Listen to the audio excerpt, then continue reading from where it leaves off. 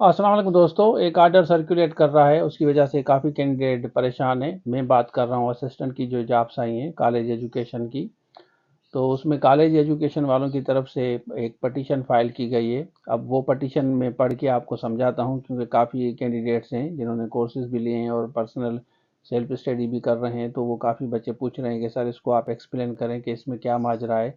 तो ज़ाहिर है जल्दी परेशान हो जाते हैं। उसके अलावा असिस्टेंट डायरेक्टर सोशल वेलफेयर की तैयारी हम करा रहे हैं और जूम लाइव क्लासेस आप ज्वाइन कर सकते हैं अगर आपने एसएसटी की जनरल कैटेगरी की टेस्ट पास की। सिर्फ सीरियस कैंडिडेट हम ले रहे हैं, उनको हम इंटरव्यू की तैयारी कराएंगे। जो जो सीरियस कैंडिडेट है, इंटरव्यू की पर्सनल तैयारी करना चाहते हैं, पर्सनल टाइम लेना चाहते हैं, उसमें मैं भी काफ़ी चीज़ें आपको बताऊंगा, जैसे आपका डेमो कैसे होना चाहिए, इंटरव्यू में कौन सी चीज़ों से अवॉइड करना है।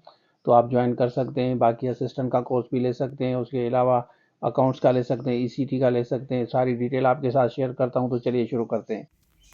अच्छा देखिए, ये आर्डर सर्कुलेट कर रहा है the high court of Sindh Karachi.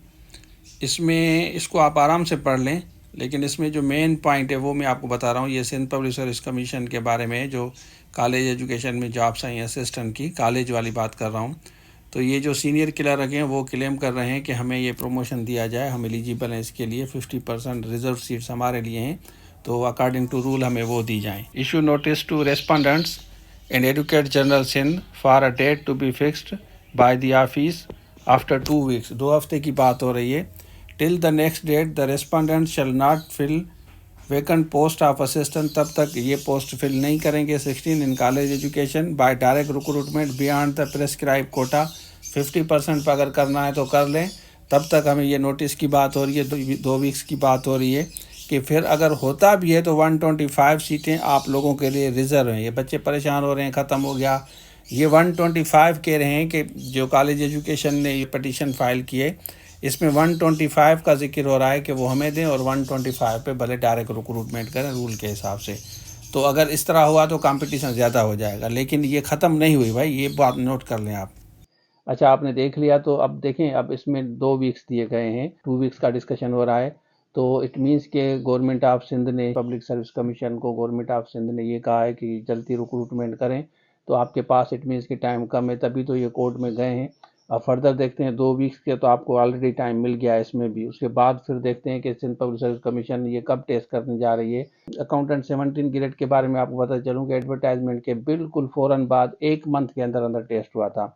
तो आप ये वेट ना करें कि स्लिप कब आएगी। जिनका सबका अप्लाई हो गया, इनिशियल प्रोसेस लिखा हो रहा है, तो सबका टेस्ट होगा। तैयारी आप अपनी पकड़ें। पहले मैंने आपको बता दिया कि चांसेस तो कम है कि उनको ये सीटें दी जाएं। ये डायरेक्ट रिक्रूटमेंट के लिए इन्होंने ये सीटें क्रिएट की हैं।